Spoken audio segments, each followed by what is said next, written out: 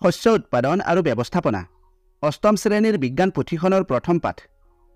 এই পাঠটিৰ জৰিয়তে শিক্ষাৰ্থীসকলে ভাৰতৰ কৃষি পদ্ধতি, শস্য খেতি কৰিবলৈ মাটি কেনেকৈ প্ৰস্তুত কৰা হয় আদি ধাৰণাসমূহৰ বিষয়ে জ্ঞান লাভ কৰিব পাৰে। পাঠটিত জলসিঞ্চন প্ৰক্ৰিয়াৰ লগতে জৈৱিক সাৰ, ৰাসায়নিক সাৰ, শস্যৰ সুৰক্ষা, শস্য চপোৱা, শস্য সংৰক্ষণ আদি বিষয়ৰ কথা উল্লেখ আছে। নমস্কাৰ, মই দিগন্ত।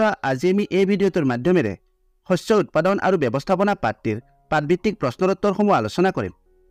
তোমালোকে এই ভিডিঅ'টো সম্পূৰ্ণ কৰি শেষলৈকে চাই প্ৰশ্নোত্তৰসমূহ ভালদৰে বুজি ল'বা। ভিডিঅ'টো যদি তথ্য সমৃদ্ধ হয় আৰু ইয়াৰ দ্বাৰা উপকৃত হ'লে লাইক আৰু শ্বেয়াৰ কৰিবা।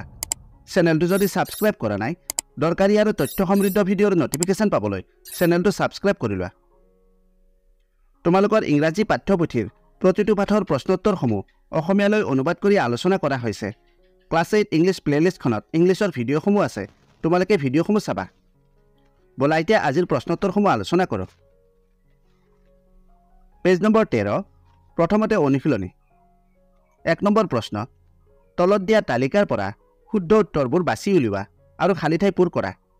প্ৰশ্নত দিয়া আছে উপঙি, পানী, শস্য, পোষক দ্ৰব্য, শেষত আছে চহোৱা। ক নম্বৰ প্ৰশ্নটো চাবা, একোবিধ উদ্ভিদ এখন ঠাইত অধিক পৰিমাণে গজালে বা খেতি কৰিলে তাক ডেছ বুলি কোৱা হয়।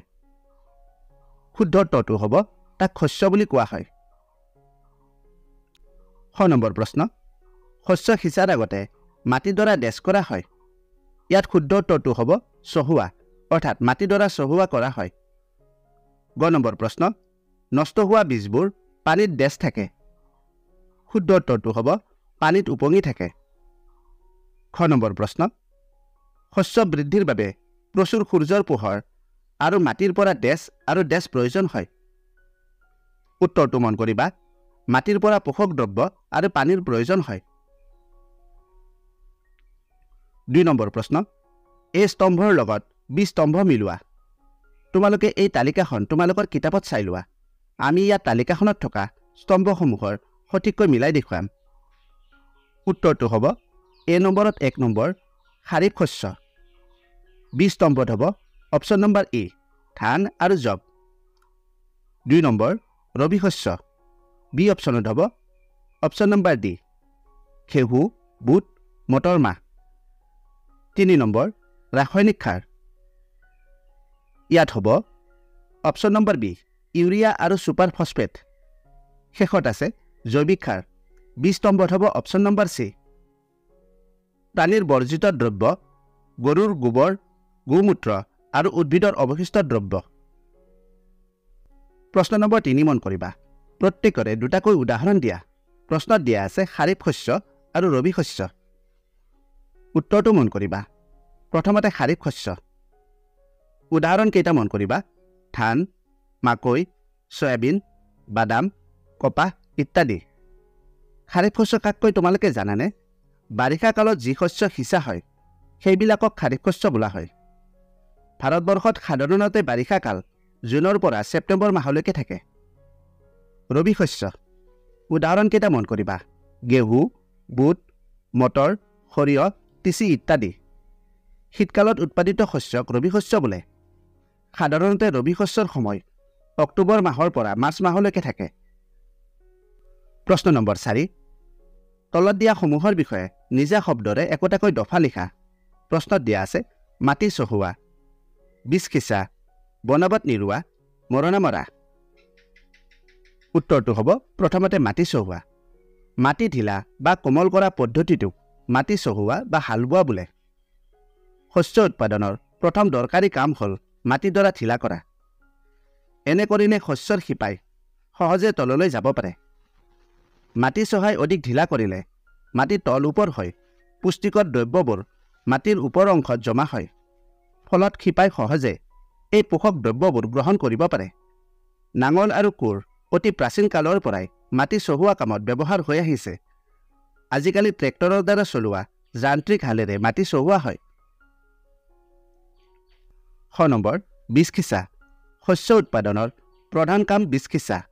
প্ৰয়োজনীয় সাৰ পানী দি মাটিডৰা ভালদৰে চহোৱাৰ পিছত উন্নত জাতৰ বীজ নিৰ্বাচন কৰা হয়। বীজবোৰ এক নিৰ্দিষ্ট দূৰত্ব আৰু গভীৰতাত ৰোপণ কৰিব লাগে যাতে শস্যবোৰে বেছিকৈ সূৰ্যৰ পোহৰ আৰু মাটিৰ পৰা পোষক দ্ৰব্য আৰু পানী পাব পাৰে। চুপি আকৃতিৰ পাইপ সংলগ্ন পৰম্পৰাগত সঁজুলি ব্যৱহাৰ কৰি বীজ সিঁচিব পাৰি।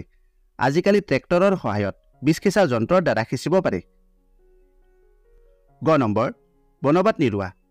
শস্য পথাৰত শস্যৰ বাহিৰে গজি উঠা অনাৱশ্যকীয় উদ্ভিদসমূহক আঁতৰোৱাকে বনবাত নিৰুৱা বোলে।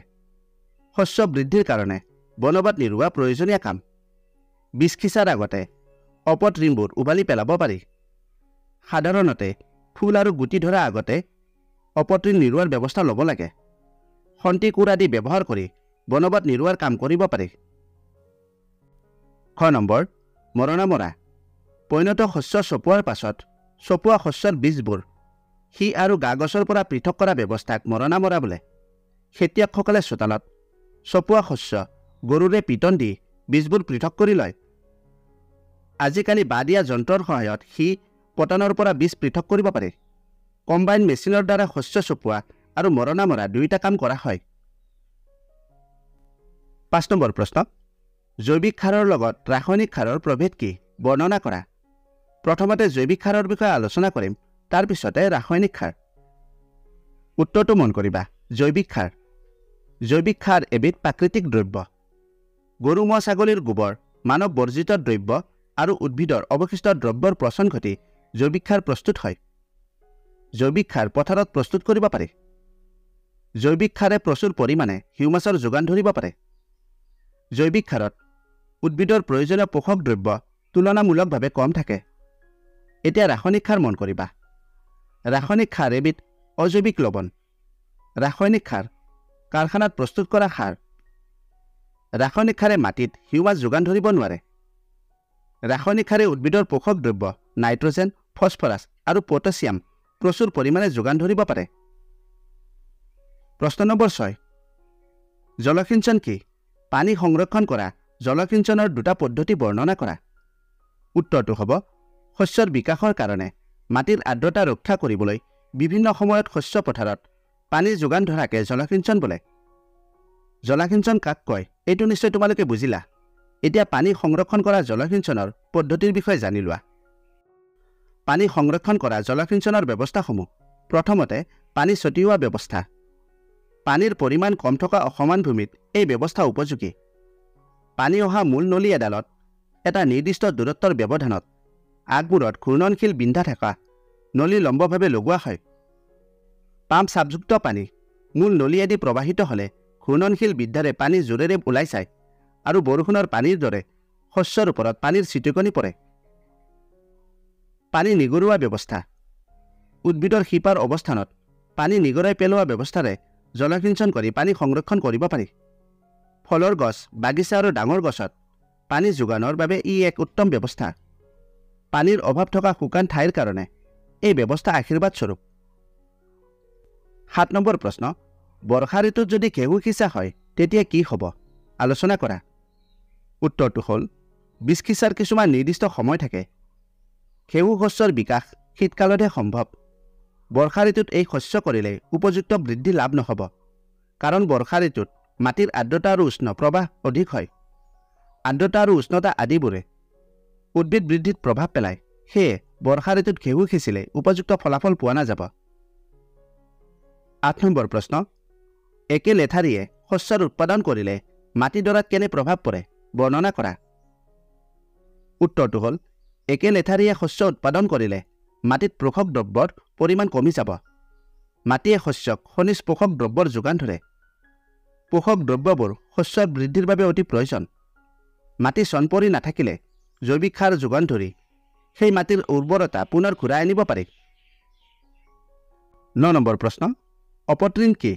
সিহঁতক কেনেকৈ নিয়ন্ত্ৰণ কৰিব পাৰি? উত্তৰটো হ'ল, খেতি পথাৰত শস্যৰ বাহিৰেও স্বাভাৱিকভাৱে যিবিলাক অপ্ৰয়োজনীয় উদ্ভিদ গজে সেইবোৰক অপতৃণ বোলে। অপতৃণবোৰ মাটি চহোৱাৰ সময়ত উভালি পেলোৱা হয়। সময়ে সময়ে খন্তি বা কোৰ আদি ব্যৱহাৰ কৰি অপতৃণ নিৰুৱাৰ ব্যৱস্থা কৰিব পাৰি। শস্য ধ্বংস নকৰা অপতৃণনাশক দ্ৰব্য আদি পথাৰত ছটিয়াই অপতৃণ নিয়ন্ত্ৰণ কৰা হয়। 10 নম্বৰ প্ৰশ্ন, তলত দিয়া বাকচসমূহ এনেদৰে সজোৱা যাতে কুঁহিয়াৰ উৎপাদনৰ এখন ক্ৰম তালিকা পোৱা যায়। তালিকাখন মন কৰিবা। চেনীৰ কাৰখানালৈ শস্য পঠোৱা, জলসিঞ্চন, খেতি চপোৱা, বীজ সিঁচা বা ৰোৱা, মাটি চহোৱা, পথাৰত হাল বোৱা, সাৰ প্ৰয়োগ। ইয়াত মন কৰিবা কুঁহিয়াৰ খেতি কৰিবলৈ যিবোৰ পদক্ষেপ কৰিবলগীয়া হয় সেইবোৰ ক্ৰম অনুসাৰে নাই। আমি এইবোৰ ক্ৰম অনুসাৰে লিখিব লাগিব।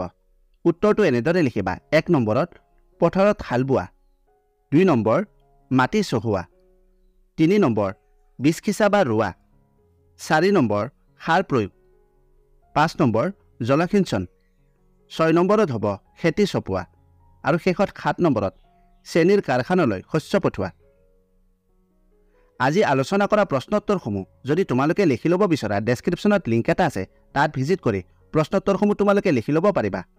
আজিলৈ ইমানতে এৰিলোঁ। এই ভিডিঅ'টো বন্ধু বান্ধৱীৰ লগতো শ্বেয়াৰ কৰিবা আৰু ভিডিঅ'টোৰ বিষয়ে নিজৰ মতামত দিবলৈ নাপাহৰিবা। অতি সোনকালে আন এটা আকৰ্ষণীয় বিষয়ৰ সৈতে পুনৰ লগ পাম। ধন্যবাদ।